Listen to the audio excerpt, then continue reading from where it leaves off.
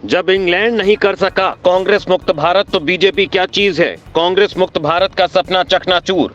राहुल बोले इंग्लैंड भी नहीं कर सका। बीजेपी के उस बयान पर राहुल का अटैक। बारी बारी से नेताओं को धो डाला। 2014 में जब मोदी सरकार सत्ता में आई थी तब ऐलान किया था कि कांग्रेस मुक्त भारत करेंगे। मोदी के कई मंत्रियों ने भी कांग्रेस मुक्त भारत की आवाज उठाई थी, लेकिन अब राहुल गांधी ने कांग्रेस मुक्त भारत की आवाज उठाने वालों को जवाब दिया है। मोदी सरकार के 10 साल के कार्यकाल में राहुल गांधी ने पहली बार मोदी को अपने टारगेट पर लिया है, क्योंकि राजनीति में कब क्या हो जाए किसी को पता नहीं रहता। आज किसी की सत्ता है तो कल वो विपक्ष में हो सकता है, कल किसी की सत्ता है तो वो आज विपक्ष में हो सकता है। राहुल गांधी इस बार इसी फॉर्मूले पर बीजेपी की घेराबंदी कर रहे हैं। राहुल गांधी को शायद इसी मौके का इंतजार था। राहुल गांधी बीजेपी को कितना जवाब देंगे ये अब राहुल गांधी खुद धीरे धीरे करके बताने लगे हैं। जो नए सियासी संदेश को न्योता दे रहा है, जिस कांग्रेस को बीजेपी कह रही थी कि कांग्रेस मुक्त भारत हो जाएगी, अब बीजेपी की यह मंशा शायद पूरी नहीं होगी।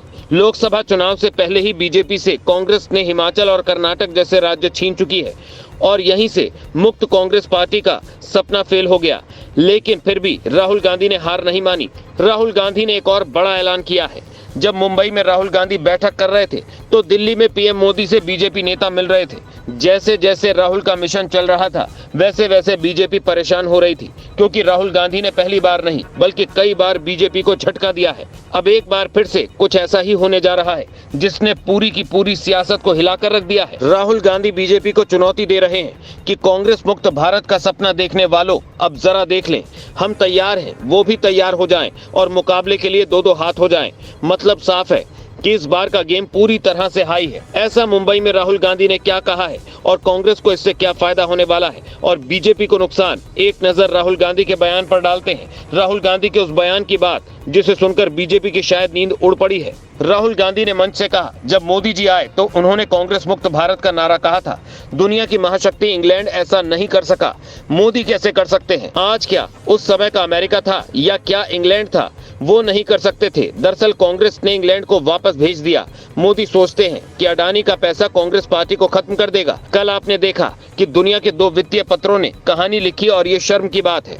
इसमें कहा गया कि मोदी जी के अडानी जी से करीबी रिश्ते हैं। $1 अरब भारत से अलग अलग देशों में गया और वापस हमारे देश में आया। प्रणाली बहुत सरल है, पैसा यहाँ से जाता है और अडानी के शेयरों की कीमत बढ़ाकर यहाँ वापस आ जाता है। आपको बता दें कि मोदी सरकार जब सत्ता में आई थी तो लगातार कह रही थी कि वो कांग्रेस को भारत मुक्त पार्टी बनाएंगे। मोदी लहर से ये सिलसिला शुरू हुआ तो बीजेपी के हौसले बढ़ने लगे। लेकिन पिछले 2 सालों में राहुल गांधी कांग्रेस को नए मोड़ पर ले गए हैं। शायद इसीलिए राहुल गांधी ने ऐलान किया है कि कहां गए वो लोग जो कांग्रेस मुक्त भारत करने आए थे।